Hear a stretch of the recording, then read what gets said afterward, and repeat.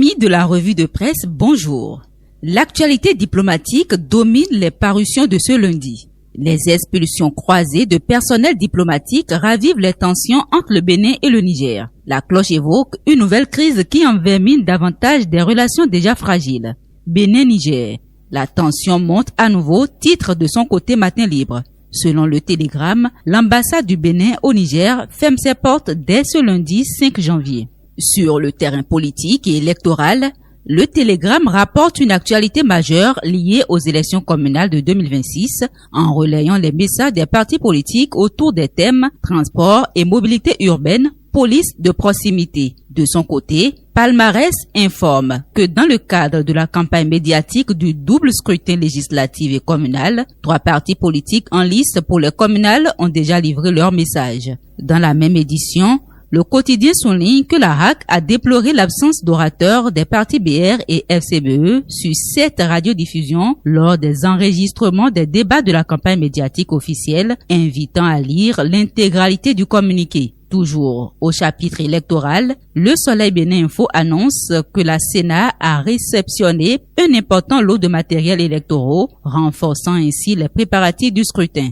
La culture s'invite également à la une des parutions. Un entretien du ministre Jean-Michel Abimbola avec France 24 consacré au Vodun Days fait la une de plusieurs journaux. Selon les propos du ministre relayés notamment par Le Matin, le Bénin n'a pas changé ses priorités. La culture reste une priorité budgétaire.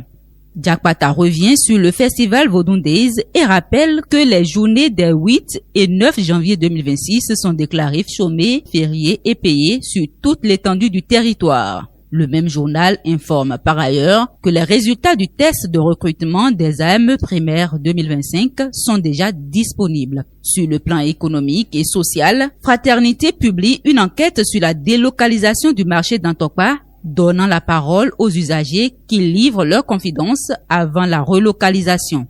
Faits divers et sécurité à présent. Bavure policière à Parakou. L'informateur rapporte que le directeur départemental de la police républicaine du Borgou a été relevé de ses fonctions. D'autres policiers sont sous sanction et le ministère public a présenté des excuses suite à l'opération ayant conduit à l'interpellation de près de 400 jeunes dans la nuit du 2 au 3 janvier à Parakou. Nous refermons cette revue de presse par le sport. Selon Dynamisme Info, le Bénin affronte l'Égypte ce lundi dans le cadre de la CAN Maroc 2025 avec tout un peuple en attente d'un exploit des Guépards.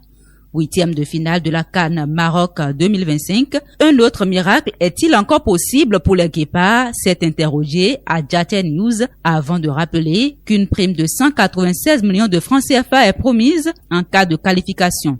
Pour Visa Info, ça passe ou ça casse pour les Guépards. Fin de la revue de presse. Merci de votre aimable attention.